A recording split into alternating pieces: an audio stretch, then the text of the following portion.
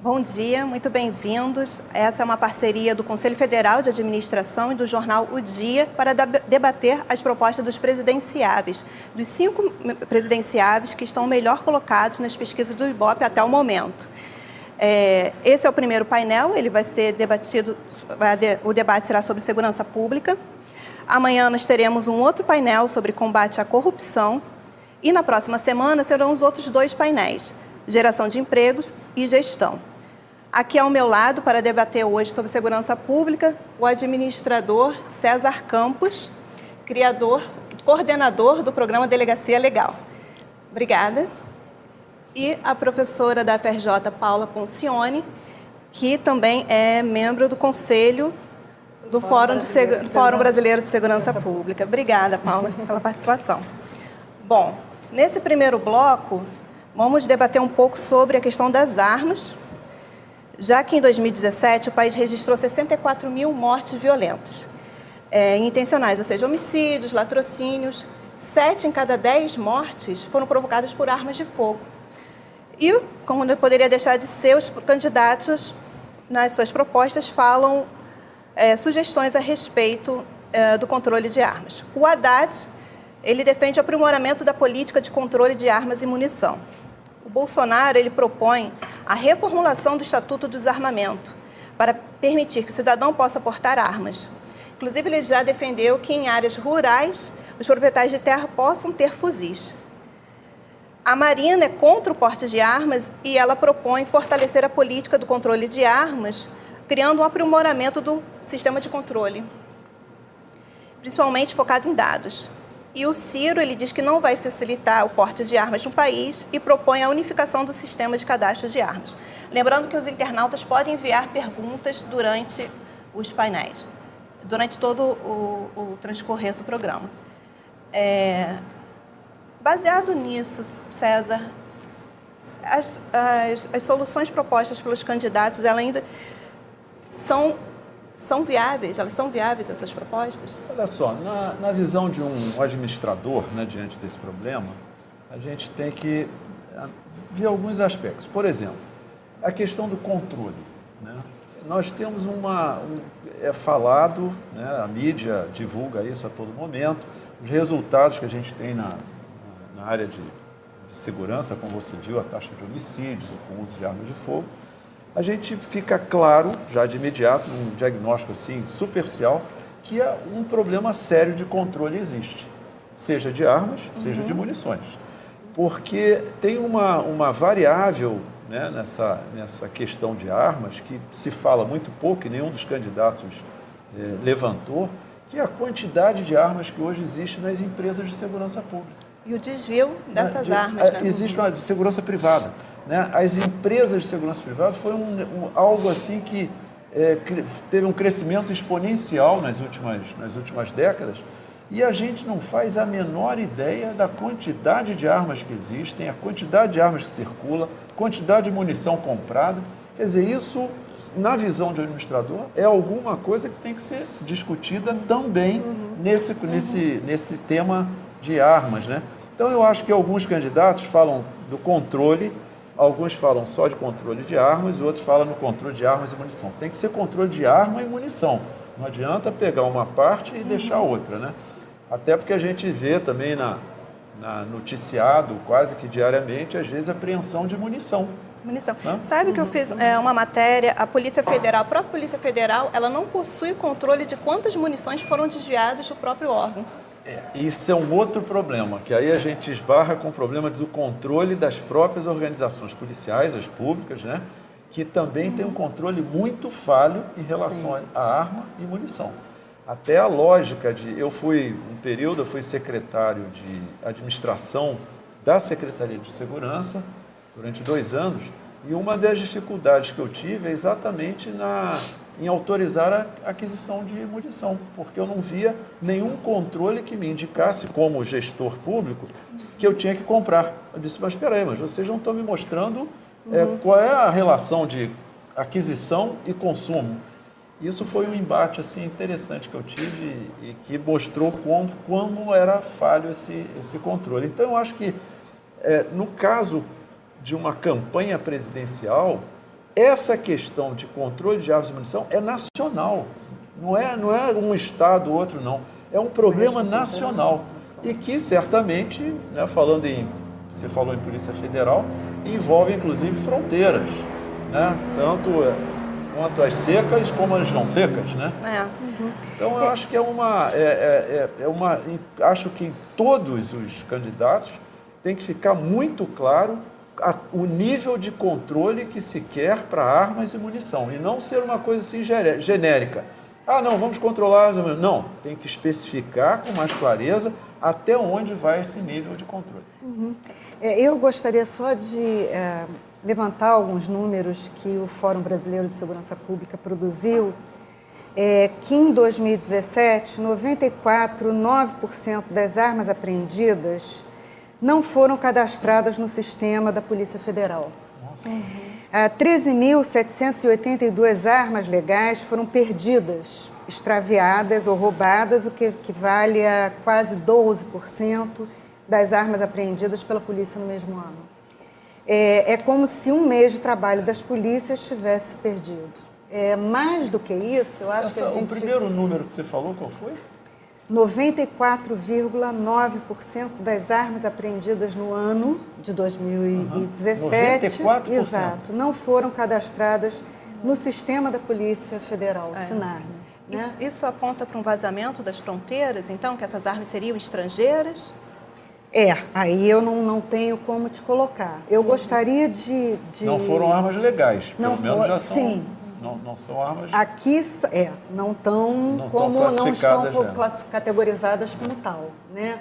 O que eu acho importante também, quando a gente pensa em candidaturas e propostas com relação ao uso de armamento, é a gente levantar pesquisas que comprovam que o uso de arma privado não protege mais o cidadão, né? Eu acho que quando a gente pensa em segurança pública, a gente precisa pensar que segurança pública tem a ver com interesse público e não privado, né? Então, é preciso, fundamentalmente, que a gente tome isso como uma prioridade, né? A gente precisa pensar segurança pública e armamento e arma privada não é necessariamente segurança para cada cidadão, né? Tem algo assim, eu observando, do ponto de vista de gestão, né, de administração, é que a segurança pública gera muitos negócios.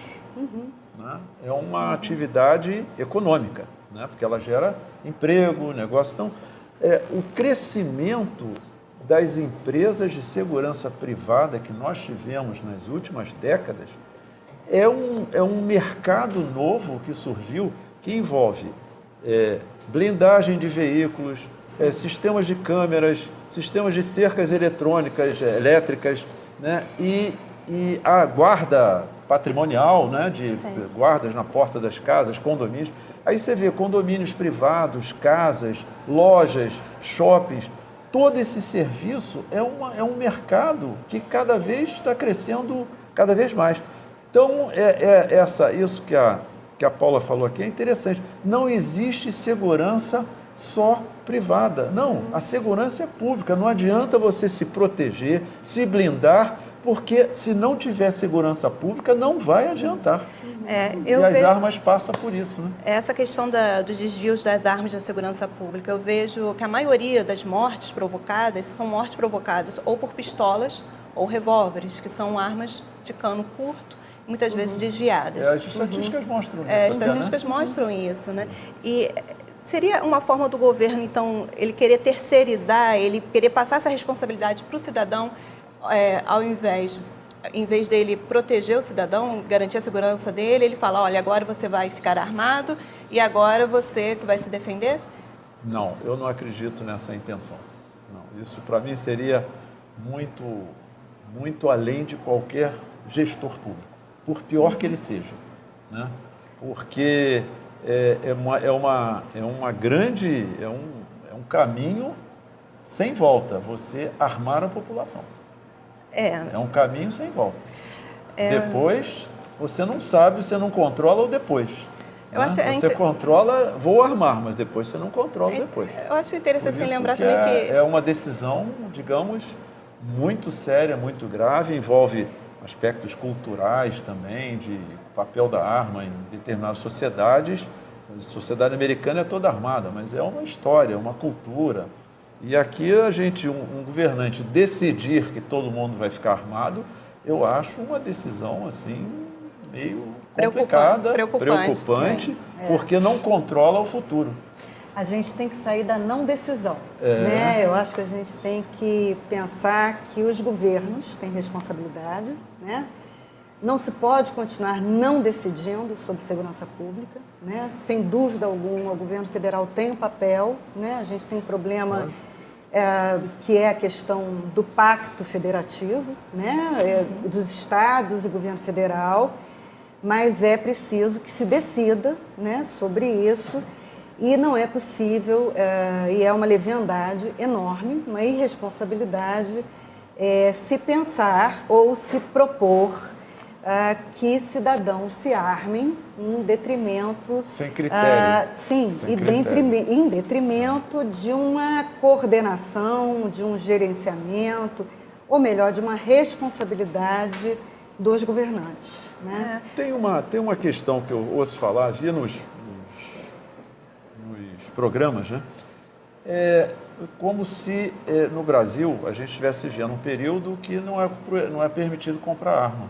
É permitido comprar arma. Desde 2003, né, já é a garantia da posse de armas. Você tem normas, você tem critérios, você tem exigências que são razoáveis, mas não é proibido ter arma. Tem que ter critérios. Agora, e aí, nessa questão de armas, eu vi que uma coisa que me preocupa é que em alguns programas aparece flexibilização do Estatuto do Desarmamento. Se isso não ficar claro, o que exatamente é uma flexibilização do Estatuto do Desarmamento, eu fico muito inseguro com relação a isso, né? Então é bom que os candidatos que colocaram isso que se explicitem, né? O que é flexibilização. E além disso, tem um outro aspecto, que o desarmamento é uma lei. Qualquer flexibilização tem que ser negociada com o legislativo. Não é uma decisão de um presidente que vai flexibilizar.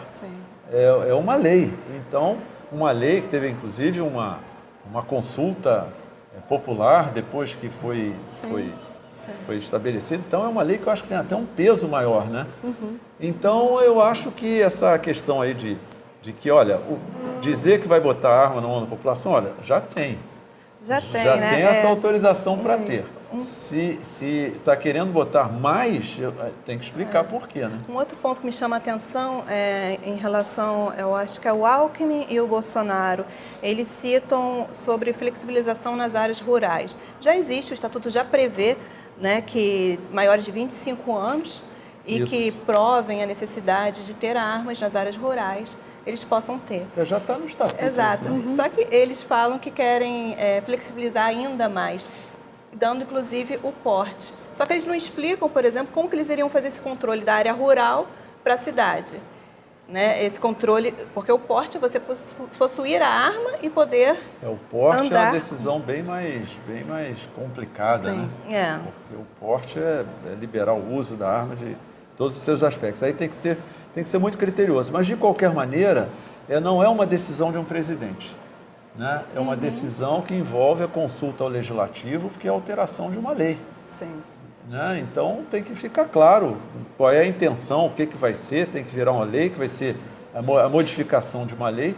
Então, nos programas, né, os candidatos devem falar que eles têm a intenção de negociar uma flexibilização, que, como vai consultar o legislativo, eu entendo que vai ter uma consulta a outros setores da sociedade que tem interesse nisso, porque está mudando uma lei que foi aprovada e teve até uma consulta popular. E também depende da base do Congresso, né? Que o vai candidato depender, vai ter vai uma série de questões. Uma série de questões aí. Não é uma decisão presidencial. E aí é importante para o eleitor entender isso, né?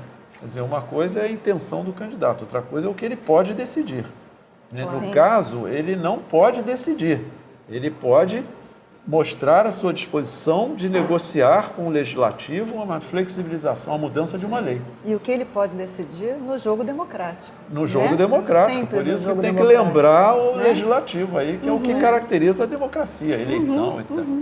Essa questão da falta de controle de armas, eu acho que também ficou um pouco clara na questão da morte da vereadora Marielle Franco, em que as munições foram desviadas de um lote da própria Polícia Federal, encaminhadas para treinamento, né? E depois foram participou de, eu acho que de uma chacina em São Paulo, outra chacina aqui no Rio, e acabou sendo envolvida na morte da vereadora. O Ciro e a Marina, eles propõem esse controle da munição. O Ciro, ele propõe também a unificação do sistema do cadastro de armas.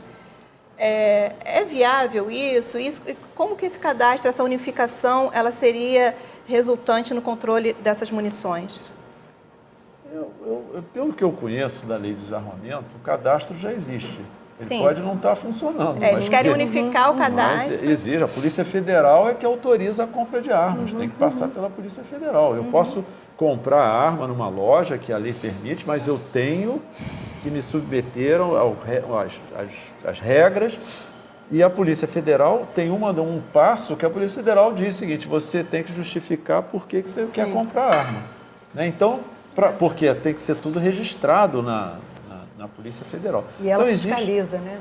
Eu deveria fiscalizar. Exatamente. Por isso que na questão das armas, é importante ficar claro a grande necessidade de melhoria e do controle de armas e munição.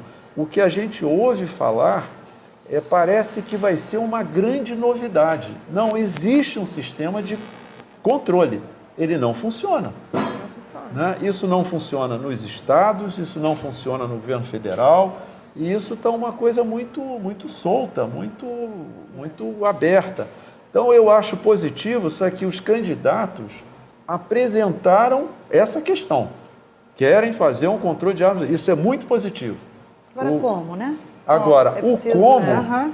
o como pode ser o como melhorando o que existe, ou pode ser até fazendo um novo. Mas que tem que ter. E munição junto com arma. Nada desse negócio de controle de arma só, porque isso não funciona. E outro que eles mostram também como se fosse uma novidade, mas que, enfim, é sempre debatido, é o controle das fronteiras.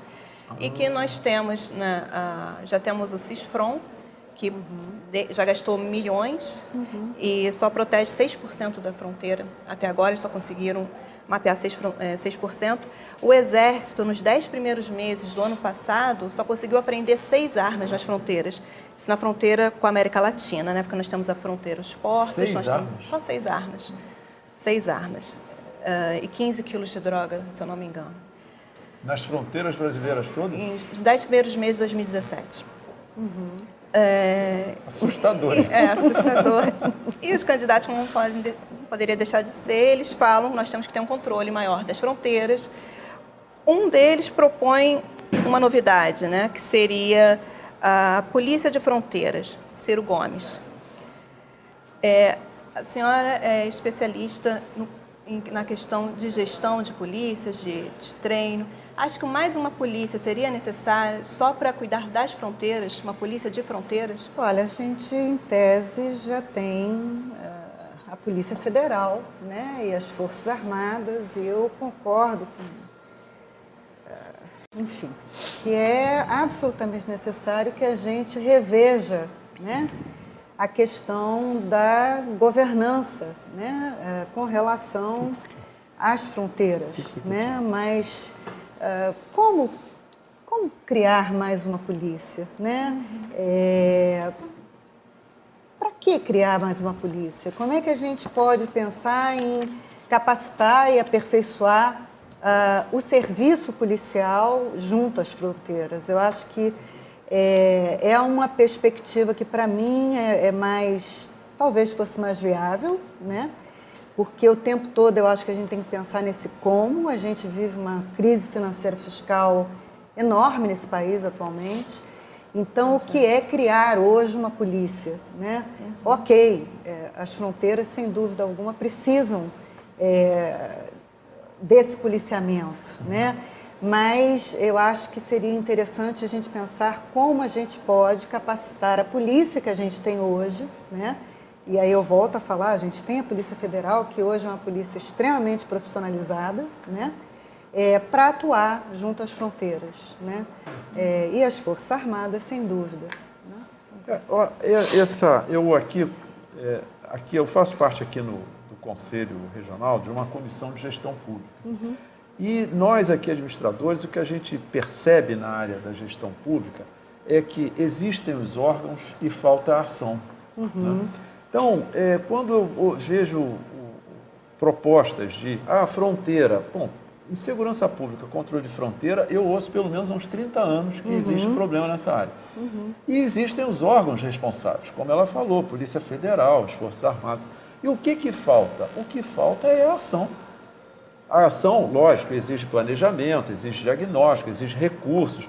Então, sob o ponto de vista de administração, né, o que a gente vê, claro, sim, que está faltando é planejamento, está faltando vontade política, está faltando utilizar os recursos disponíveis que o Estado coloca para essa função.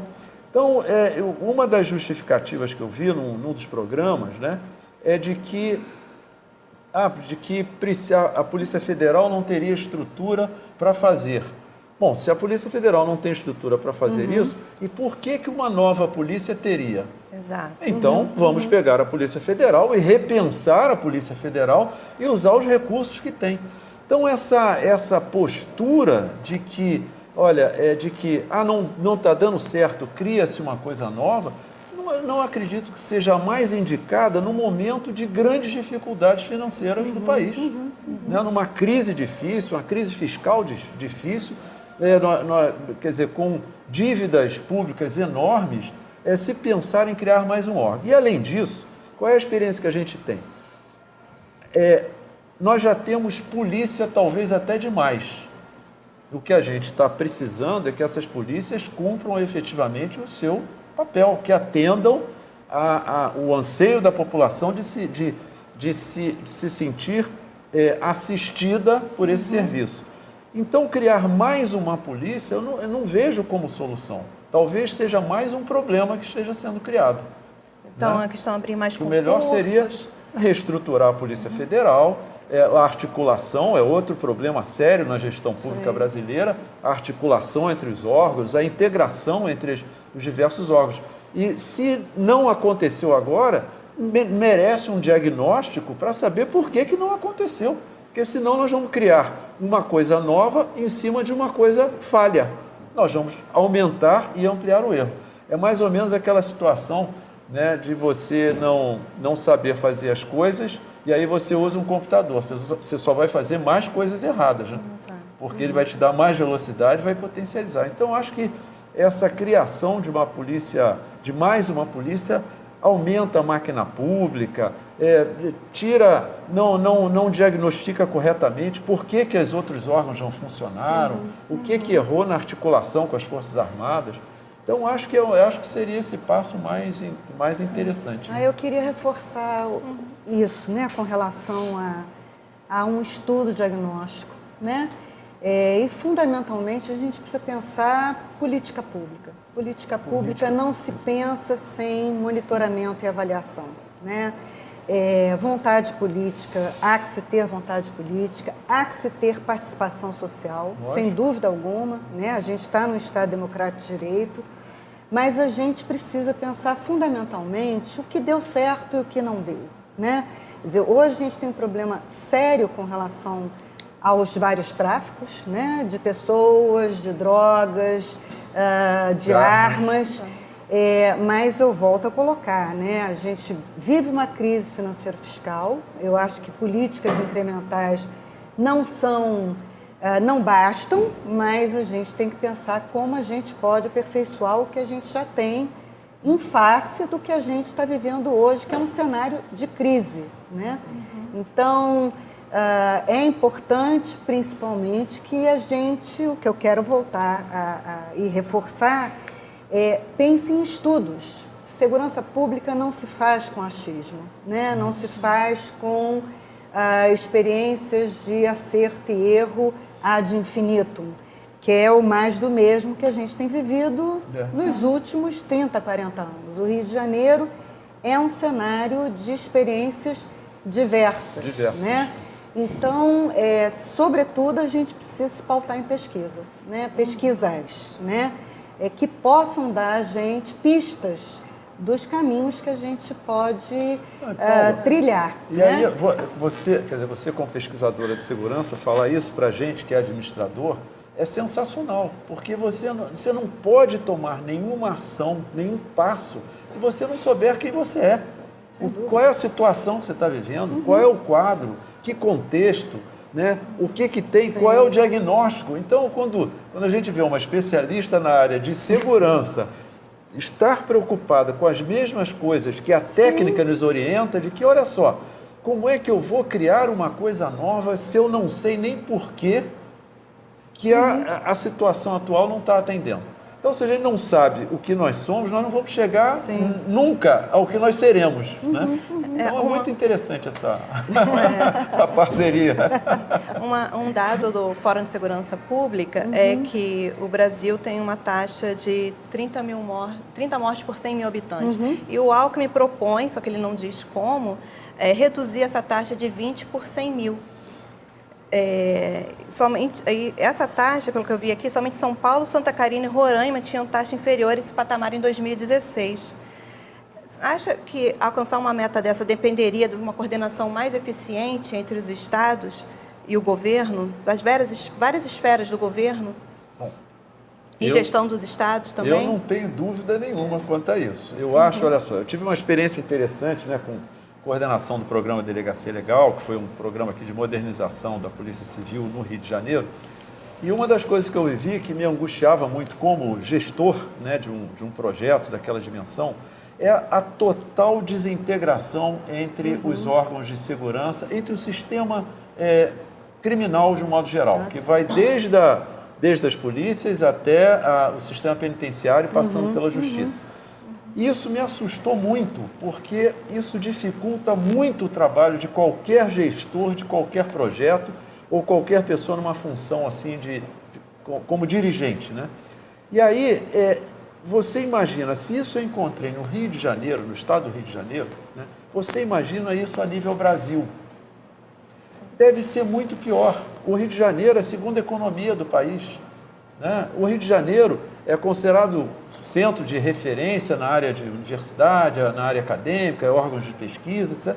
Então, não é um estado igual a outros, como você tem na região norte, na região nordeste, no centro-oeste, que tem mais carências, menos recursos. Você imagina o grau de desintegração. O nível que a gente viu de rebeliões que teve no sistema penitenciário no início desse ano, Sim. foi assim algo que as pessoas ficaram escandalizadas com o grau de desarticulação dos órgãos de segurança daqueles locais, né? Que foi no Amazonas, no Nordeste, Rio Grande do Norte. Então a polícia não conseguia falar com o Ministério Público, a Justiça não falava com a... Olha, uma confusão.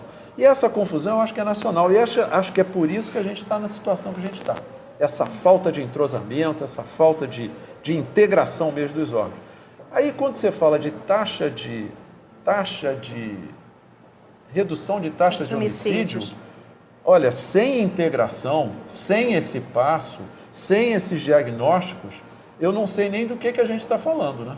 Eu acho que a gente tem que ser claro, olha, para redução de homicídios, que é um indicador importantíssimo na segurança, a gente precisa ter diagnósticos, as pesquisas que a Paula falou, os estudos que precisam, as ações de integração, o nível de governança na área da segurança pública em nível nacional.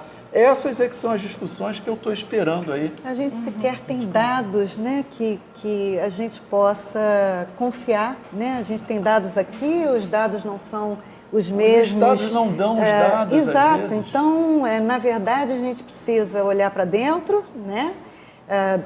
Como os estados estão se articulando, exatamente, ou nesse sistema que a gente tem que colocar entre aspas de justiça criminal, e como o governo federal pode coordenar a segurança pública. Né? Falar um pouco a respeito do SUSP e de ações de integração na área de inteligência. César, assim que o Temer assumiu, ele teve, um dos desafios dele foi a segurança pública. Ele assume no contexto em que as duas principais facções, o PCC e o Comando Vermelho, eles romperam uma trégua, houve várias rebeliões, Nordeste, Mato Grosso, chacinas no sistema penitenciário. E esse crime organizado, ele tomou um controle nacional. Também demandou dos setores de segurança pública algumas medidas de controle nacional. Então, o Temer instituiu a criação do Ministério de Segurança Pública, em fevereiro de 2018, por medida provisória, e também o SUSP, que é o Sistema Único de Segurança Pública.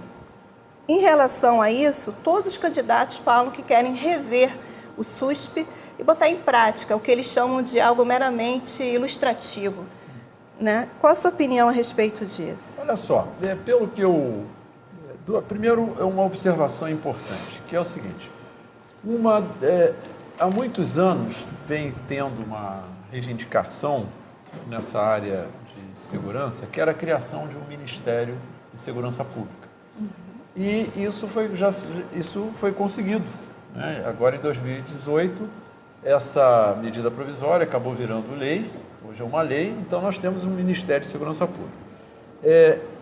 Alguns dos programas dos candidatos falam coisas, algumas ações, que são as ações típicas que o Ministério de Segurança Pública deve desenvolver, faz parte da lei que criou o Ministério de Segurança Pública. Uma delas é a integração entre os órgãos da estrutura do Ministério de Segurança Pública, como a Polícia Federal, o DEPEN, Departamento Penitenciário, então a estrutura.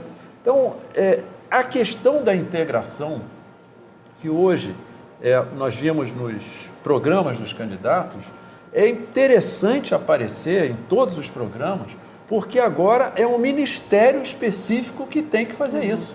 Não é mais a necessidade de uma articulação de órgãos diferentes. Não, é uma atribuição específica de um ministério, integrar os órgãos de segurança que existem e fazer a integração nos outros níveis federativos, tanto estadual quanto municipal, a articulação entre as polícias.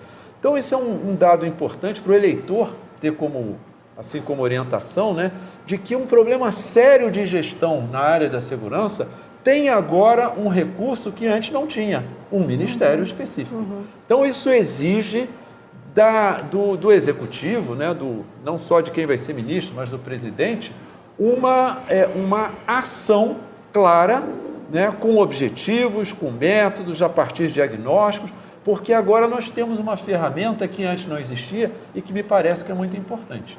E aí entra nessa questão, a questão do sistema único.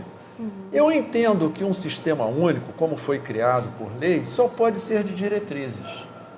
Ele tem que ser detalhado na medida em que os objetivos forem sendo estabelecidos. Nós falamos no outro bloco aqui sobre a questão das armas, a necessidade de controle de armas, de munição e tal. Num sistema único de segurança pública, isso é um item importantíssimo. Tem que ter alguma parte que vai articular com os estados e as polícias estaduais como que isso vai ser feito. Eu espero que a preocupação que os candidatos a presidente estão tendo com o Sistema Único de Segurança seja exatamente no que o Sistema Único de Segurança precisa, de definição detalhada, mais específicas do que fazer. Porque ele diz lá o geral, quer dizer, qual é a intenção. E agora nós temos o desafio com os novos presidentes, que é o seguinte, como fazer isso que o Ministério da Segurança Pública terá que executar. A Marina Silva, ela propõe uma criação de um banco de dados de investigação e que seria compartilhado por todas as polícias, tanto a federal quanto a civil. Um outro candidato, ele propõe o ciclo completo de polícia, que seria uma maior integração. Eu queria que a senhora explicasse um pouco aos internautas o que é um ciclo completo de polícia e como que isso iria beneficiar a segurança. Ciclo completo de polícia com o que a gente tem hoje na Constituição Federal é impossível. né? Por quê? Porque ciclo completo tem a ver com, vou falar um pouco do modelo canadense, por exemplo. Tem a ver com um patrulheiro que pode se tornar um investigador, que pode se tornar um chefe de polícia, né? Hoje, no Brasil, a gente tem o que eu digo que são 4 carreiras quase distintas, né? A gente tem as praças, os oficiais na Polícia Militar e a gente tem os agentes e as autoridades policiais, que são os delegados de polícia, que pouco dialogam entre si, 2 carreiras, e pouco dialogam entre si ambas as organizações, né? E, constitucionalmente, elas foram criadas, uma para investigar e a outra para prevenir. Então, a gente falar em ciclo completo, como está colocado hoje na Constituição, no artigo 144, a gente não vai conseguir falar ou transformar a polícia num ciclo completo. E aí entra a maravilha da democracia, que é o seguinte, isso só é possível numa grande negociação com a sociedade e com o legislativo, porque é uma mudança constitucional que vira de perna para o ar a área de segurança, não é isso? E aí o que se pode, na verdade, vamos chamar assim, de remediar, se é que é possível remediar, né? E não é mais possível remediar nada na área de segurança, mas é a questão do pacto nacional, né? Quer dizer, o SUSP, ele é frágil exatamente no como. Isso. Como vai se repassar, como vai se pensar orçamento, como vai se repassar do governo federal para o estadual, do estadual para o municipal. Enfim, nada disso está claro, né? E eu acho que na segurança pública não dá para continuar com águas turvas, né? E sem a gente definir mais explicitamente o que se quer e como vai se fazer, né? Todos passam também pelo critério da tecnologia e isso também recai em orçamento, recursos, de onde vão tirar essa tecnologia. Eu lembro que no período das Olimpíadas e na Copa, eles fizeram uma central na ABIN, reunindo todos os órgãos de inteligência internacionais e nacional. E, para minha surpresa, foi a primeira vez que eles fizeram isso. Quer dizer, não existia uma coordenação, né, de juntar todas as inteligências, todos os órgãos para monitorar um evento, enfim. Em cooperação. Com uma cooperação. Em cooperação, eles anunciaram como uma grande novidade. Deixa eu ver, a Marina, ela propõe um conselho permanente que integraria os órgãos de inteligência estadual, os órgãos de inteligência estaduais e federais, com foco no crime organizado. Que seria ótimo. Né? Isso seria seria uma dessas propostas de integração? Olha só, eu não consigo imaginar a integração sem isso. Né? Qualquer coisa que a gente fale, aliás, qualquer passo que seja dado na direção da integração na área de segurança pública é lucro. Entendeu? Porque é tão desagregado, as pessoas não imaginam isso.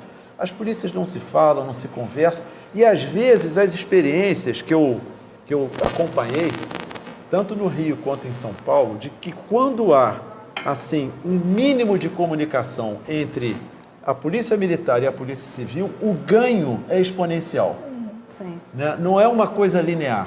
A comunicação entre as duas organizações policiais que atuam nos estados, quando elas têm um mínimo de comunicação, é um ganho exponencial que os resultados são assim imediatos. Do mesmo jeito que é a questão de treinamento dos policiais. Quando você começa a treinar os policiais de uma forma mais intensiva, o resultado é exponencial, muda a relação com a sociedade, ele fica mais seguro da sua atuação, tem menos danos na ação policial, tem maior receptividade na sociedade. Então, isso tudo acontece quando tem integração, seja interna das... A desintegração é tão grande que até dentro das próprias organizações policiais tem setores que nem se falam. Um dos setores que não falam com os outros é a inteligência. Sim, eles alegam que são dados secretos. Exatamente. Se torna a inteligência um instrumento de poder. De segredo, né? O segredo é um instrumento de poder, quando na realidade não. é o que é para ser democratizado. Lógico, tem que ter critérios, regras, níveis de acesso, tem uma série de protocolos que podem ser desenvolvidos. Mas, sob o ponto de vista assim, de administração, eu como gestor, quando eu olho assim, eu digo, olha, mas isso é para ser democratizado, isso é conhecimento, inteligência que estão falando é conhecimento.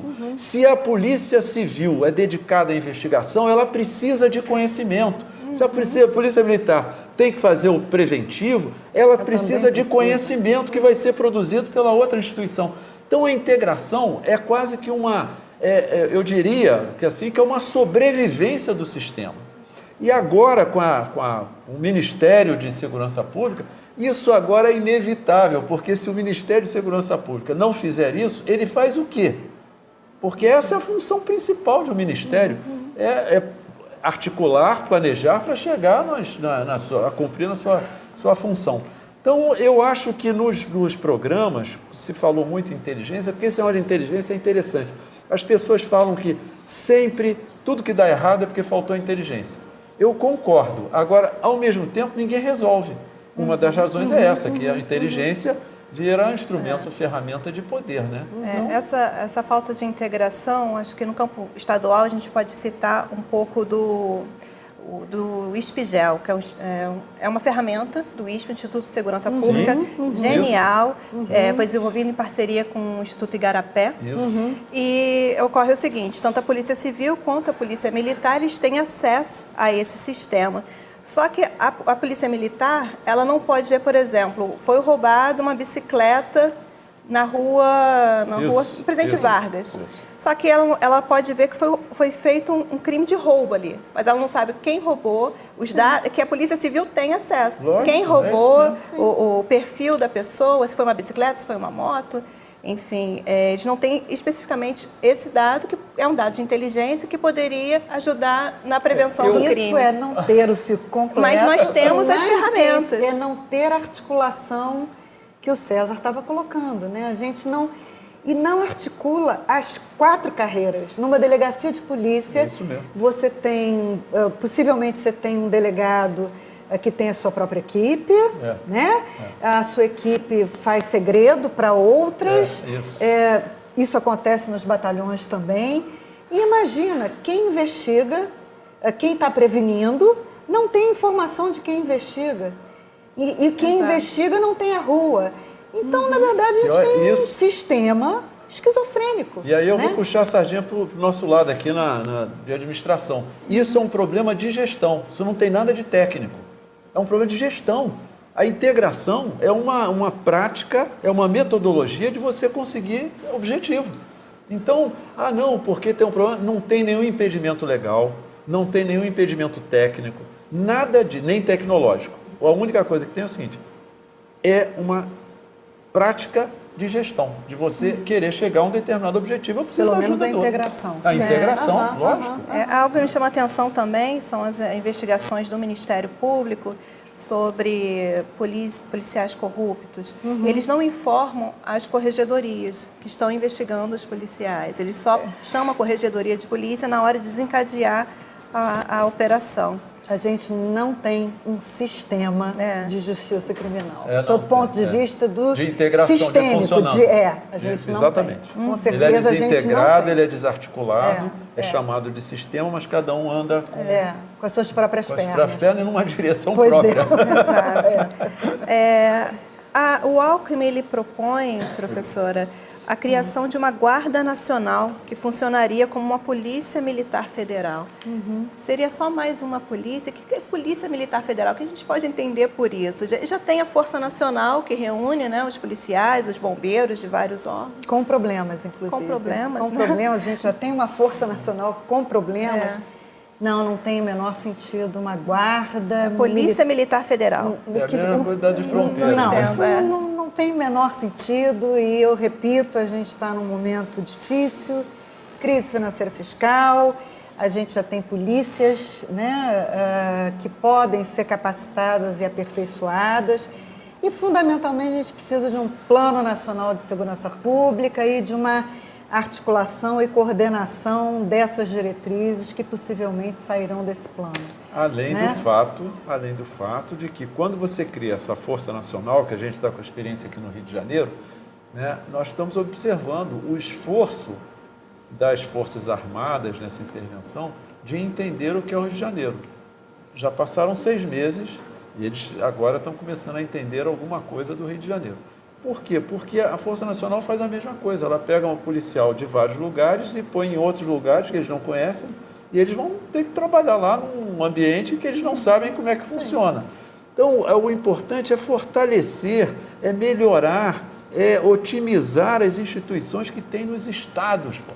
Entendeu? O governo federal tem que apoiar melhor as polícias militares, a polícia civil e cobrar determinados resultados, né, em relação às suas obrigações.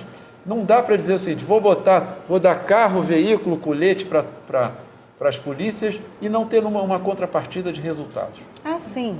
Você primeiro iniciou perguntando sobre a tecnologia, né? Tecnologia a gente pode pensar em N coisas, inteligência, idem. E aí, com relação à formação e treinamento, que é alguma coisa que eu vim estudando há pelo menos 20 e tantos anos, né? Pelo menos as polícias Sim. do Rio de Janeiro, o investimento é quase zero. Se a gente teve uma agenda que foi inaugurada no primeiro governo Lula e que foi coordenada pela Senasp com relação à educação policial, a gente não tem isso hoje na agenda, né? Não é uma agenda, não é prioridade, né, na segurança pública. E como é que a gente vai pensar serviço de segurança pública sem pensar recursos humanos? A formação. Né?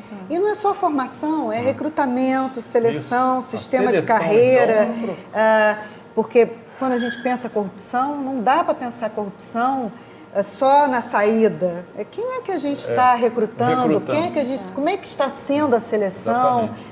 Enfim, e como é que a formação profissional está se dando, né?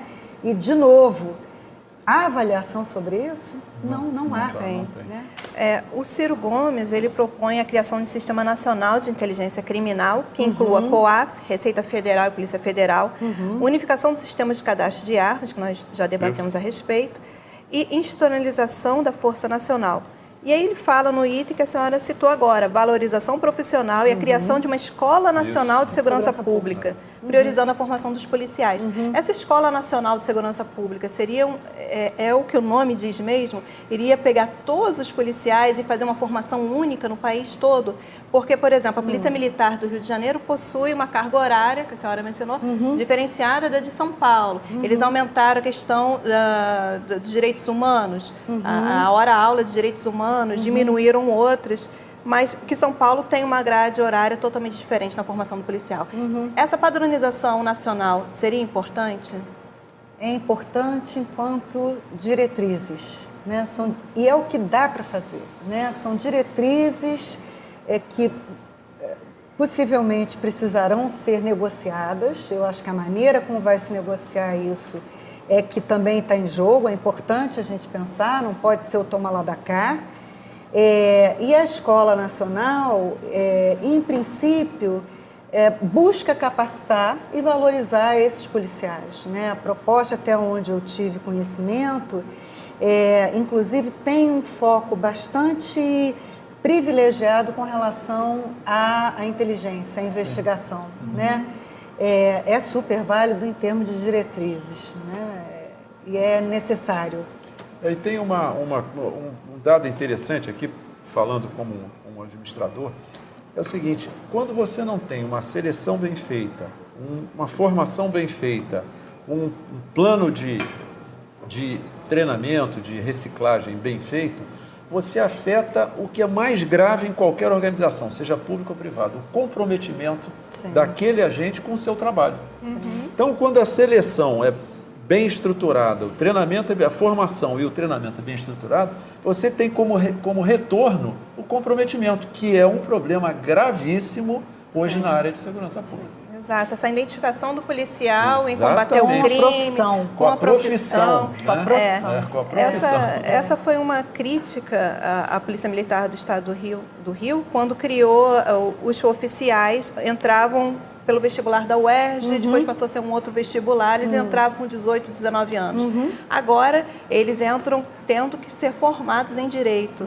Então, eles já entram com 23, 25 anos, e a crítica de alguns oficiais é importante ter o direito, é importante ter essa formação, mas eles perdem um pouco do comprometimento, da paixão pela profissão, do sentimento de pertencimento àquela corporação. Mas tem vários interpretações. aspectos aí. Olha a especialista falando. Primeiro, a gente tem que pensar que o oficial, ele tem uma formação profissional de 3 anos. Isso dá uma certa imersão, né, que a praça não tem, que o delegado de polícia não tem e que o agente também não tem. A gente esquece de falar do inspetor penitenciário, que também não tem. Né? Outra coisa que também é necessário colocar, que é alguma coisa que eu venho pensando há algum tempo e a literatura especializada coloca, necessariamente o ingresso de um indivíduo que tem uma graduação não faz dele um bom policial. Né? Exato. Direito também não é fundamental para o que eles chamam de fazer polícia. Né? Que tem enormes variações e dimensões. Né? Então, a gente discutir formação profissional, eu acho que fundamentalmente a gente tem que pensar em educação continuada. Perfeito. Né? Não dá para você ter um treinamento de 6 meses, 7 meses e sair um policial. Ou, sei lá, já houve inclusive delegados de polícia no Rio de Janeiro que tiveram uma formação de 3 meses ou 4 meses, que eles são chamados pipocas ou miojo. É mesmo. De tão rápido que se de for tão a formação. rápido que foi, né? Então, na época que eu estava fazendo meu trabalho de campo, houve formação profissional e mais, eu acho que o mais difícil da gente pensar é que as seleções, elas foram feitas por amostragem, né? Então, para a pesquisa social, que é alguma coisa que investiga quem é esse indivíduo, quais são as relações dele na localidade, era feito por amostragem. Né? Então, E aí o comprometimento com a profissão fica todo prejudicado. Pois é. Né? De acordo com o DEPEN, 40% dos presos atualmente são presos provisórios. Todos os candidatos apresentam políticas para a renovação do sistema carcerário. Eu vou ler algumas, ok? O Haddad, ele fala que na proposta dele, que enfrentará o encarceramento em massa, sobretudo da juventude negra e da periferia. O Bolsonaro, ele é favorável à redução da maioridade penal. Ele defende que a tipificação de terrorismo também, para invasões do MST em propriedades privadas, né? A Marina, ela traz propostas para o sistema prisional, como a criação de uma política nacional de medidas e penas alternativas, justamente para diminuir esse encarceramento, e fala em priorizar programas com egressos do sistema prisional. O Ciro, ele sinaliza a favor do encarceramento de lideranças em presídios federais, de lideranças de facções criminosas em presídios federais. O Alckmin, ele já pede uma punição mais rígida em relação à lei de execução penal, que dificultaria o abrandamento da pena para envolvidos em crimes violentos.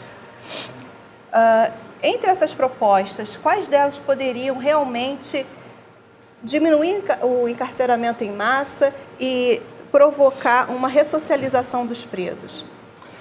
Olha só, eu lidei com esse assunto por conta do programa Delegacia Legal, que foi um dos primeiros estados no Brasil a retirar presos de delegacias, acabar com as carceragens. Aliás, foi o primeiro que conseguiu esvaziar todas as carceragens das delegacias. Isso foi uma providência extremamente importante, porque a polícia não é para guardar preso, a polícia é para fazer a investigação, a polícia civil.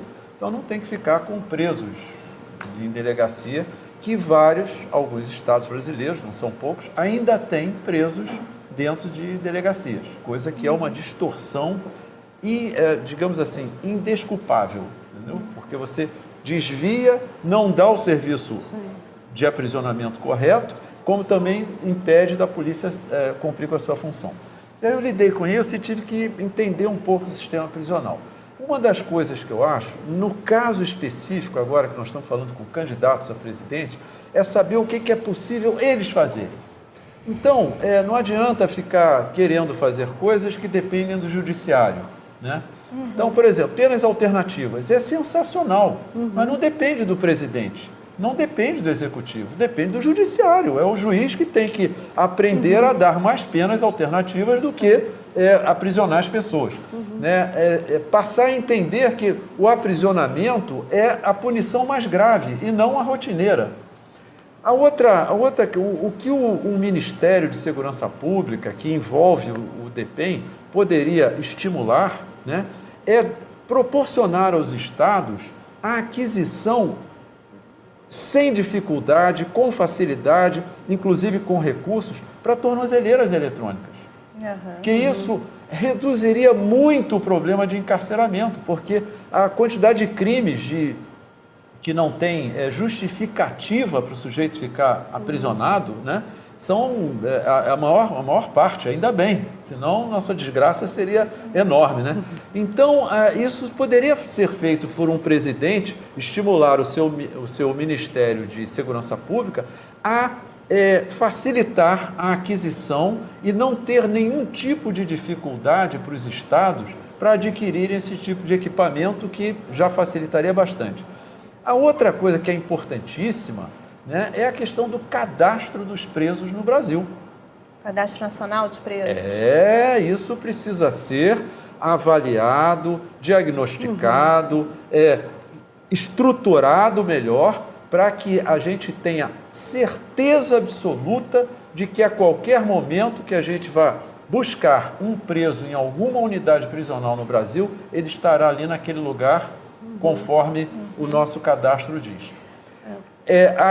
Com isso, você vai ter um controle, uma série de informações sobre a questão de superlotação.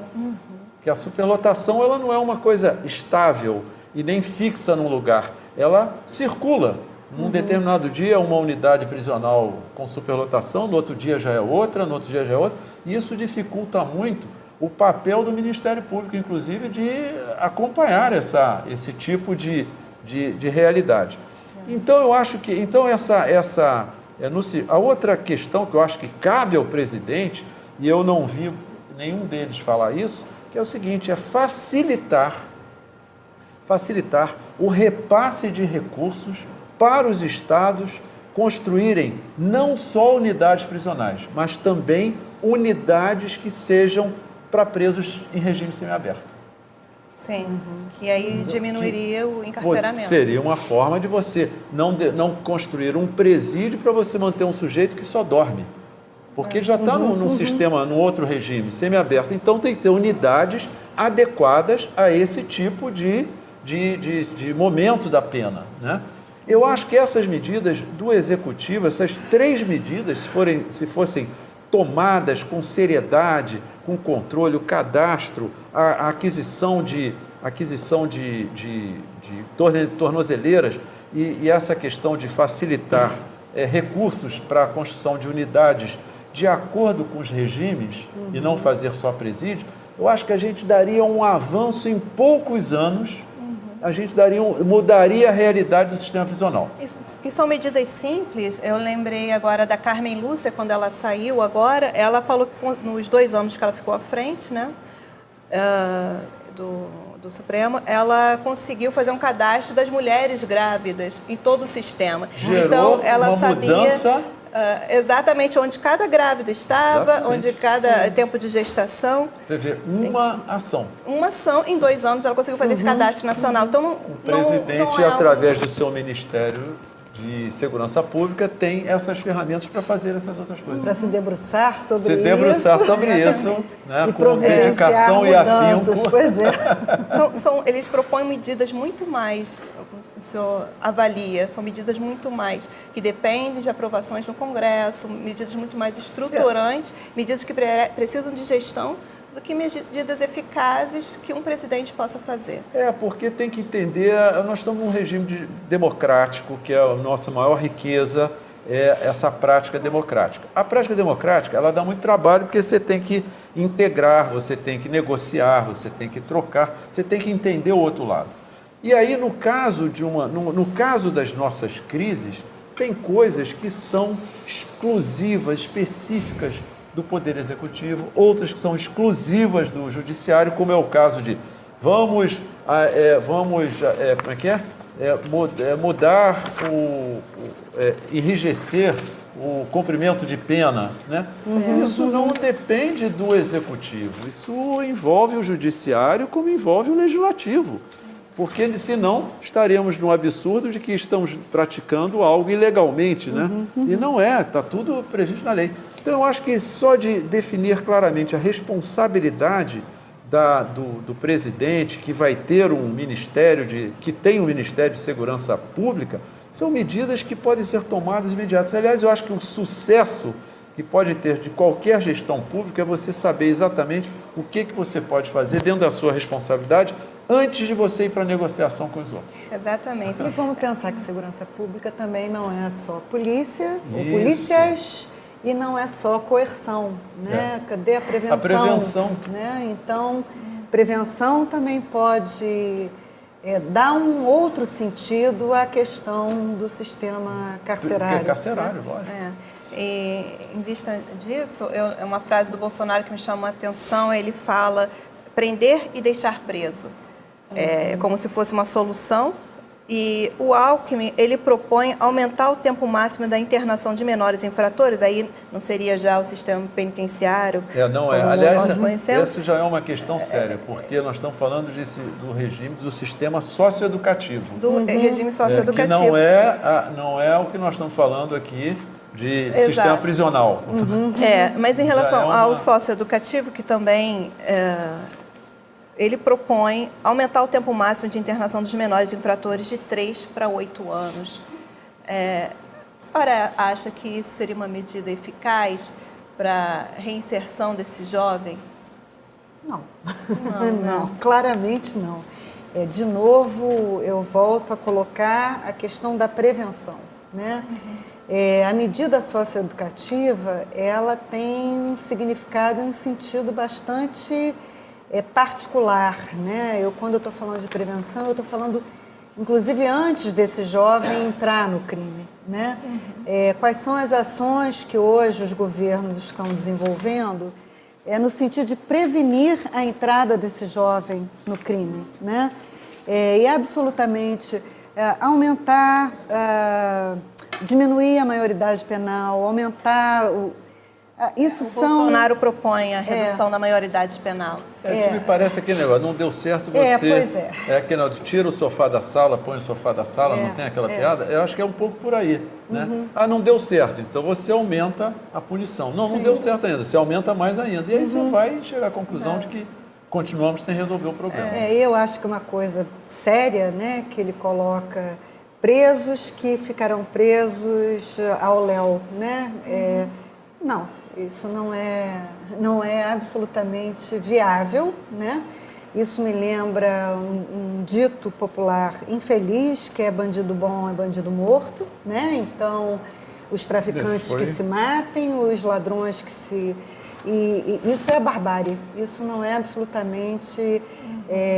não faz parte do processo civilizador, né? Tem uma coisa que eu aprendi, a Paula está acostumada com isso, mas eu, como não sou especialista em segurança, meu negócio é gestão, administração. Uma coisa que eu aprendi lidando com essa área de segurança é o seguinte, é a questão da segurança como um fenômeno social, né? Então você vê o seguinte, eu aprendi o seguinte, você não vai combater nada, você vai controlar como todos os outros problemas sociais. E essa clareza, a população, quando entende, ela muda totalmente a relação com esse tema, que é entender o seguinte, olha, você nunca vai acabar com crime em nenhuma sociedade do mundo. O crime é um fenômeno social porque é de humanos, né? E então, quando a gente entende isso, eu como como administrador, né, quando eu entendi isso, eu disse, lógico, a estratégia tem que mudar, tem que ser outra.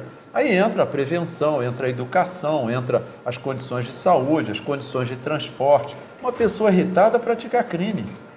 Sim. Uma pessoa estressada pratica crime. Ela pode ser uma agressão, pode ser um aborrecimento dentro de uma condução. Tudo isso são fenômenos sociais. Então, a gente tem que melhorar todas essas condições para que a gente crie condições saudáveis e agradáveis. E eu quero lembrar para os próprios policiais o que significa sair para uma missão de combate ao crime, né? Muito estressante. E numa perspectiva de excessivo uso da força, que é o que a gente vive no Rio de Janeiro, né? Que desrespeita as condições de trabalho desse policial, né? E desrespeita a população de modo geral, né? Então, a gente precisa pensar controle do crime e que estratégias, que táticas, o que se vai usar, né? Em termos não só policiais, mas em termos de ações sociais, para que a gente possa controlar o crime, né? Tem uma coisa que também... nessa convivência que eu também aprendi a ver, né? É o seguinte, as pessoas, a nossa relação com o policial, né? A profissão, essa profissão de policial é uma profissão que ela tem que ser muito respeitada. Por quê? Porque o nível de estresse dessa profissão não é um nível comum de estresse de outras profissões. Você tem uma experiência assim no trabalho policial, que é da incerteza do que vai acontecer. Imprevisibilidade. E só essa possibilidade já cria condições do estresse que você não sabe o que vai lhe acontecer daqui a um minuto. Pode ser uma discussão, mas pode ser uma situação de grande violência, que a sua vida pode estar em risco. E aí eu passei a entender melhor, né, como é que é necessário um suporte ao policial. E ele vai para... Eu vi, assim, os policiais vão para uma série de missões por serem policiais, né? E aí você vê assim, não, mas aquilo é uma pessoa que está indo. O policial não é um outro ser. Não, ele é uma pessoa que teve problemas em casa, que teve problemas no transporte, que teve problemas, uma série de problemas. E faz parte da sociedade também. Faz parte da sociedade. Então, isso é uma profissão que a gente precisa respeitar e ter um certo reconhecimento, porque é quem a gente chama, que nos protege, e que nos decepciona quando tem o desvio. Daí a gente vê a importância que ela tem. César, falando isso, me lembrou agora o porta-voz da intervenção me explicando como que ele poderia mudar essa imagem do policial junto à população. E eu perguntei isso para ele, ele falou que a intervenção está dando viaturas novas e um fardamento novo. Olha, e se fala muito do legado, né? Eu acho que realmente esse é o tema, né? A imagem do policial, claro, não é a imagem só de arrumação, de algo organizado, de padronizado, mas sim passa como a senhora falou no outro bloco sobre os bancos escolares, sobre a renovação, sobre o tratamento, como ele falou, na verdade, a grande oportunidade que eu acho que a intervenção teve, né, porque a gente já está caminhando para o fim da intervenção de caráter militar no Rio de Janeiro, era exatamente mexer nas polícias sob o ponto de vista de era uma esperança, reformas, mudança de qualidade, né? mudança de qualidade. E, lamentavelmente, a gente não viu aconteceu. isso, né? A gente está em setembro, essa intervenção tem prazo de validade, ainda bem que tem, né? Porque segurança pública não tem a ver com Forças Armadas, né? Tem a ver com polícias e operadores de segurança pública diversos. E, infelizmente, não há perspectiva de se deixar esse legado, né? E mais do que isso, as ações não têm sido eficientes e nem eficazes, seja no combate ao crime ou no que a gente pode dizer no controle ao crime. Aí nós voltamos para aquilo que eu estava falando, nós estávamos falando aqui sobre a questão da profissão de ser policial. Quer dizer, a importância da seleção, da formação, de que perfil é a pessoa, que a pessoa... Porque até agora, a experiência que eu vivi e a gente vê, é que ser policial hoje, nos últimos anos, está representando ter uma arma e uma carteira. E isso não é uma profissão. Para ser uma profissão, tem outros ingredientes. E aí a seleção, a formação, o treinamento tem que ser permanente, como ela falou, continuado, né? Porque é onde você vai criando, dando conhecimento dos valores daquela organização e do compromisso que aquela organização tem com a sociedade. Seja pública ou seja privada. É uma questão de você fazer com que a pessoa tenha um sentimento de pertencimento de alguma atividade que tem uma contribuição a dar para a sociedade. E aí eu acho que a gente tem que pensar qual é a concepção de segurança pública que se quer, né? Sim. Papel, lugar e funções da polícia nesta concepção, né? Quer dizer, não pode ser casuística, como a gente estava colocando anteriormente, e também não pode ser feito em episódios de clamor público, se faz um plano, se faz um programa, né? É preciso realmente colocar a segurança pública como uma política pública e na agenda pública e governamental, né?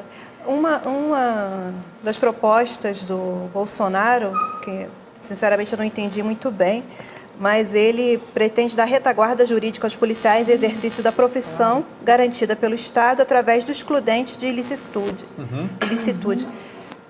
Esse excludente... Eu acho que eu entendi, mas será que é isso mesmo? Porque ele já tem na profissão policial, garantida pela legislação, a legítima defesa, a dúvida sobre o auto de resistência ou não, que vai ser investigado, que vai para o Ministério Público dá o parecer se foi legítima defesa ou não. Se for legítima defesa, arquiva. O que ele quer dizer com isso? Bom, a minha observação é que, primeiro, isso não cabe a um presidente, né? Isso envolve mudanças na legislação para que seja atribuído uma nova forma, um novo valor para essas situações, né? Então, isso é uma mudança que tem que ser negociada com o legislativo, né? Com a sociedade, etc. Tal, como foi anteriormente para chegar ao que é, né? Então, já existe, pela profissão, pela atividade, você já tem todos esses requisitos. Exato. Então, abrir a porta para basta ser policial que está garantido qualquer a sua prática, está me parecendo uma coisa parecida com foro privilegiado. Entendi. Uma carta branca. Ou uma carta branca para uma carta que chegou onde chegou. Quer dizer, o foro privilegiado, que era para garantir a atividade legislativa, acabou sendo para garantir a vida, né, o ilícito do parlamentar. Né? E teve uma distorção. Então, acho que é o mesmo caminho que o programa o candidato está propondo. E não me parece que seja uma questão do presidente. Né? Exato. Em um ano que o Rio de Janeiro, né, ele bateu recorde de autos de resistência, claro que existe. Há duas explicações. A Polícia Militar afirma que o recorde de autos de resistência ocorreu devido a um menor policiamento nas ruas. Então, quando o policial chega, o crime já está ocorrendo, o que faz ele ter uma reação imediata, não agindo na prevenção do crime. Então, eles alegam baixo efetivo, baixo número de viaturas para isso, o que acarreta o auto de resistência. Já a explicação da intervenção é o confronto da criminalidade. A criminalidade está atacando os policiais, a criminalidade está atacando o exército, por isso tiveram um maior número de autos de resistência. O fórum, ele tem alguns dados relativos a isso, relativos à violência policial? Os dados do fórum dizem que foram 5.144 mortos em intervenções policiais, e eu quero isso em 2017. Então, tem um policial civil ou militar assassinado por dia em 2017, e há 5.144 mortos em decorrência da intervenção policial. Eu quero, então são 14 mortos por dia, em média. O que a gente precisa chamar atenção, e que é alguma coisa, alguma coisa que se fala, é Rio de Janeiro é a polícia que mais mata, mas também é a polícia que mais morre, né? Então, realmente a gente precisa pensar na questão de que concepção de segurança a gente está colocando para esses policiais, né? O que é ser policial, o que é fazer polícia, o que é cidadania, o que é crime, o que é controle do crime, o que é combate ao crime. E, fundamentalmente, alguma coisa que o César já colocou, esses policiais, eles são indivíduos com as suas trajetórias individuais e sociais e que, ao ingressar nas organizações policiais, tem uma expectativa também de exercer a profissão com dignidade, né? Suponho, né? Pelo menos até onde eu pesquisei, a grande maioria de policiais tem essa expectativa, né? Que é frustrada pela falta de condições de trabalho, pela falta de recursos, pela falta de suporte, né? E programas que, inclusive, possam dar um suporte ao que eles enfrentam em termos de violência cotidiana, né? Então, a gente precisa pensar que as intervenções policiais no Rio de Janeiro têm tido prejuízos enormes para a sociedade civil, mas é preciso pensar que também há prejuízos enormes para os policiais, Tem né? como assim, na minha visão, assim, como administrador, quando eu vejo esses dados, para mim são indicadores de que alguma coisa está errada. Muito errado. Porque policial não é para morrer, como também policial não é para matar. Isso é digamos, uma consequência extrema de determinadas situações, né? Então, isso são indicadores. A segurança pública, ela tem, assim, uma infinidade de indicadores possíveis, né? O problema é que você tem vários profissionais na academia, nas universidades, em várias ONGs também, estudando esse assunto, e esses dados ficam lá. Sim. Quando a maior riqueza seria esta produção de dados, sofrer uma análise e uma avaliação pelos que causam aqueles dados. Isso seria, vamos dizer, um mundo ideal para a área da segurança, porque quando o programa Delegacia Legal, que foi em 99, começou, foi uma inovação a gente atrair a universidade para dentro da segurança. Não existia até aquela época, eram experiências isoladas. E isso acabou, o ISP foi criado nesse movimento, que hoje é um órgão extremamente importante, com recursos fantásticos para ajudar a área da segurança, mas que deveria ser mais prestigiado do que é. Né? Sim. E o maior prestígio que você pode dar a essas ONGs que atuam, às universidades e a institutos como o ISP, é você discutir os dados que eles levantam. Essa iniciativa do Fórum de Segurança Pública, né, não é um órgão governamental, é uma ONG. E todo mundo, de uns anos para cá, passou a usar pela qualidade desse trabalho. Né? E então nós temos, em vários estados, vários organismos e vários estudos que precisam ser discutidos, que é a maior homenagem para você dar um instituto de pesquisa, você discutir com eles os dados que eles produziram e aí alterar a sua prática. Então, como administrador, quando eu vejo indicadores, a gente até dá sorriso, porque a maior dificuldade é você chegar nisso. Isso já é um patamar que se chegou. Então, aí os candidatos a presidente, né, com o Ministério da Segurança Pública, olha, nós já estamos num patamar muito melhor do que era há 10 anos atrás. Eu espero que isso seja agora aproveitado. Né? A minha contribuição aqui hoje vai nessa direção. Eu quero mostrar que, olha, não percam a esperança, não. É possível, sim. É possível. Com gestão é possível, né? Vamos abrir para perguntas dos internautas. Lembrando que os próximos painéis vão ocorrer amanhã, que é o combate à corrupção, e dando prosseguimento na próxima segunda, geração de empregos e gestão. As perguntas relativas a esses temas serão lidas nesses próximos painéis. Vamos lá, com a primeira pergunta, então, eu acho que é referente ao primeiro bloco, Ricardo de Irajá. Ele indaga, a liberação do porte de armas é uma boa para a sociedade? Isso vai diminuir ou aumentar a violência? Foi um tema que a gente debateu no primeiro bloco, né? Sim. A liberação Sim. de armas. Olha só, esse é o tipo da pergunta que não tem uma única resposta, né? E tem também a ver com os seus valores, suas crenças.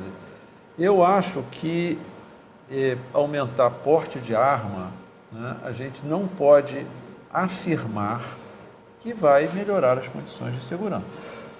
Alguns acham que isso vai piorar, né, por conta de uma série de fatores, né? Outros alegam que não, já vi alguns estudos que dizem que não há relação de população mais armada e aumento de homicídios.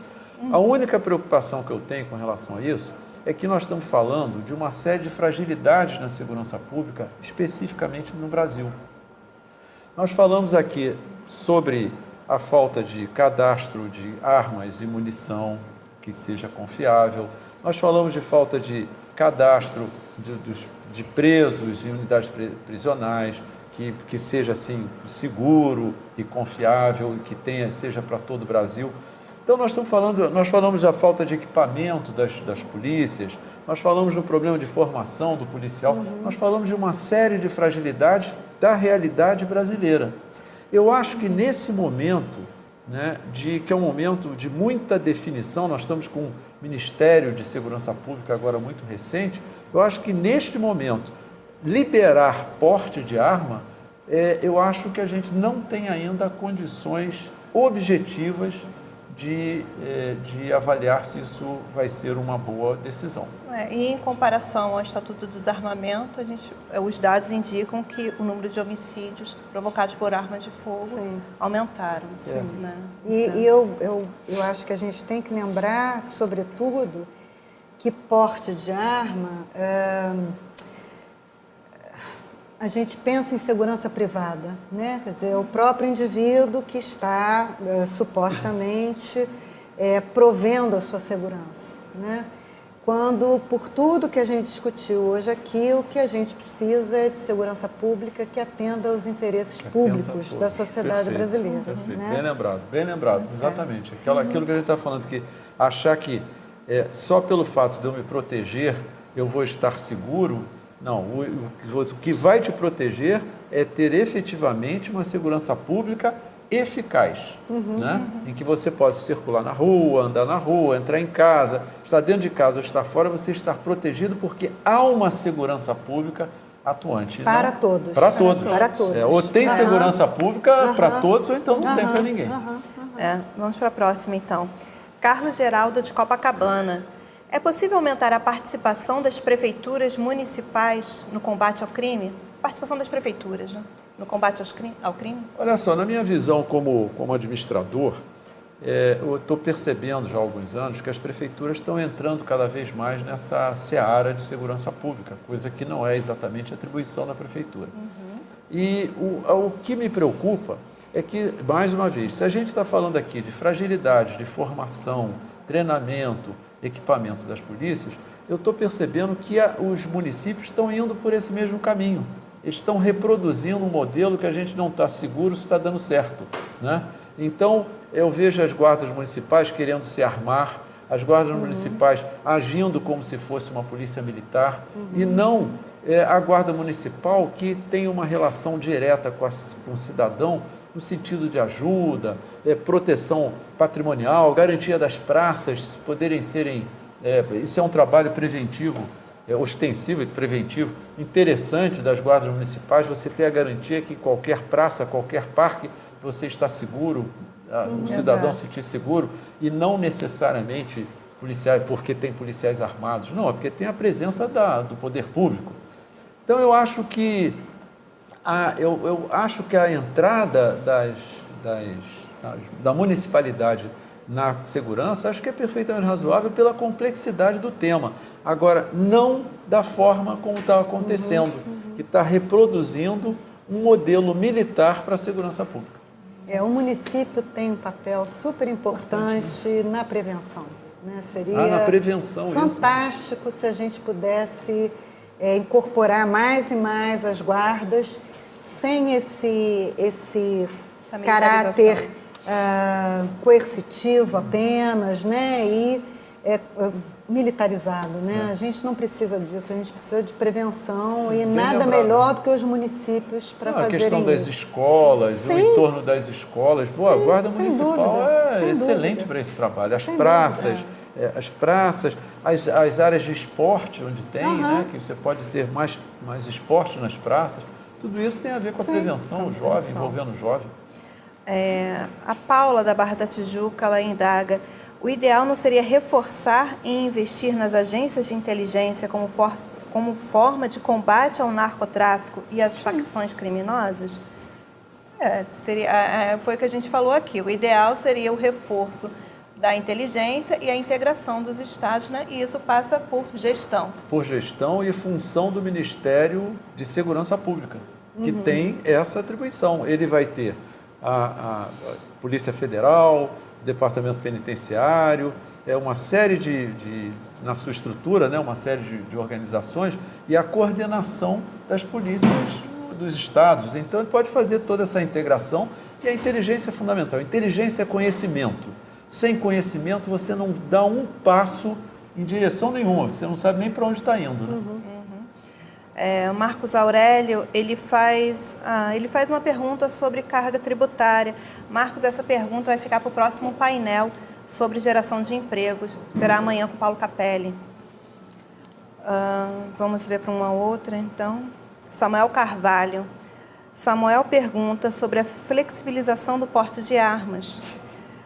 Ele acha que o ideal é voltar para o mínimo para a idade de 21 anos e retirar a vontade do autorizador, permitindo que seja feita conforme deseja. Eu acho que ele dá uma... O autorizador é a Polícia Federal.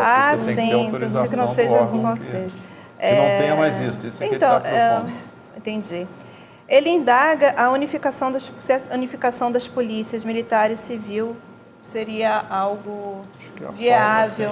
Paula, eu acho que ele está falando do ciclo completo de polícia. A gente já falou um pouco sobre isso, né? Que constitucionalmente a gente não tem a possibilidade de fazer isso, mas isso seria desejável. E absolutamente porte de arma não é a solução para a segurança pública. Para a segurança privada, talvez, mas ainda assim a gente vive em sociedade e, como tal, o que a gente deseja é que a segurança seja pública para todos, né? Então, e porte de arma, sem dúvida, o César já colocou isso, há que se ter muito critério, né, com relação à concessão, e não só a concessão, mas a fiscalização, o controle sobre isso, né? Eu acho que a gente já falou um pouco sobre isso, né? O Eduardo, ele pergunta sobre as medidas econômicas de Paulo Guedes. Mais uma vez, essa pergunta vai passar para o painel de geração de empregos, que será amanhã. O Rogério Passos indaga sobre o compartilhamento de informações e integração das forças de segurança. Existe o fator de vazamento de dados. Essa pode ser uma das questões de controle pelos presidenciáveis? Vazamento de dados de inteligência. Eu acho, olha só, eu acho que isso, quer dizer, passa pela questão de gestão gerencial, porque quando você você tem que buscar integração, vai produzir informação e tem que ter uma série de protocolos de para onde que essas informações têm que ir, a quem que elas atendem, qual é a intenção delas, por que elas foram criadas. Então, isso são procedimentos que não tem nada de impossível nem de difícil. Agora, também, por outro lado, eu entendo a preocupação do ouvinte, né? Entendo que essa preocupação de vazamento envolve o que nós falamos aqui anteriormente no comprometimento do policial, das pessoas que atuam na área de segurança em relação à sua profissão. Né? A gente tem a observação que nós fizemos antes da importância da seleção, do treinamento e do treinamento continuado das pessoas que atuam os profissionais na área de segurança, é uma forma de você também passar os valores e a ética necessária para esses profissionais atuarem nesse setor. E a questão do vazamento passa por esses valores, que nós estamos falando de valores. Vazamentos de informação é uma atividade não só ilegal, como uma atividade eticamente condenável, porque está traindo a instituição a que participa. Então, isso é uma questão humana, social, né? Que a formação e os valores, o sentimento de pertencimento naquela atividade são fatores que, além dos legais, né, são fatores que criam obstáculos para não ter esses vazamentos. Eu entendo, eu acho essa pergunta muito interessante. Vamos lá. Michael Souza, eu acho que ele dá mais uma opinião. Ele dá uma opinião. Gestão como nós administradores, percebemos que não há gestão pelos governantes. Gestão de qualidade não interessa para eles, porque o quanto pior, melhor. Nós teremos um painel só de gestão. Será na próxima terça-feira, Michael. Você pode mandar mais perguntas e opiniões nesse painel. André Faquin. Porte de arma para cidadão. A maioria é sobre porte de armas, né? A gente até entende essa razão dessa pergunta, né? Sinal de que a segurança está deixando a desejar. A segurança pública está deixando a desejar. Agora, esse caminho do porte, como a Paula falou aqui, não é um caminho, isso é segurança privada, não exatamente segurança pública. Ele dá uma opinião sobre o porte de armas. Para ele seria justificado devido à alta da violência. Para ele, andar armado iria diminuir a violência.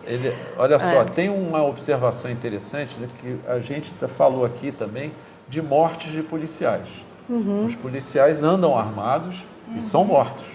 São mortos, exatamente. Então, essa questão de andar com arma não é necessariamente uma garantia de que não vai acontecer nada. E às vezes é morto só por eles perceberem que está armado. Pode ser até de usar a arma. Ele não reage, Então, mas ele... Inclusive, há vários vídeos, agora os criminosos, eles param o carro, revistam embaixo do tapete, querendo saber se ele é policial para matar ou não, nessa lógica de que o policial tem que ser morto. A última pergunta aqui, a 12ª pergunta sobre economia, sobre gestão realmente de emprego, vai ficar no próximo painel.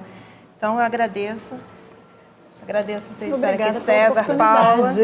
Muito obrigada. Só lembrando, então, os próximos painéis. Amanhã será a geração de empregos. Os entrevistados serão Wagner Siqueira e a Procuradora-Geral Silvana Battini. A mediação será de Paulo Capelli. Não, desculpa. Amanhã será combate à corrupção, com Wagner Siqueira e a Procuradora Regional Silvana Battini. Na próxima segunda-feira, geração de empregos. E terça-feira, fechando o debate dessa parceria do Jornal O Dia com o Conselho Federal de Administração, será sobre gestão. Obrigada pelas perguntas enviadas.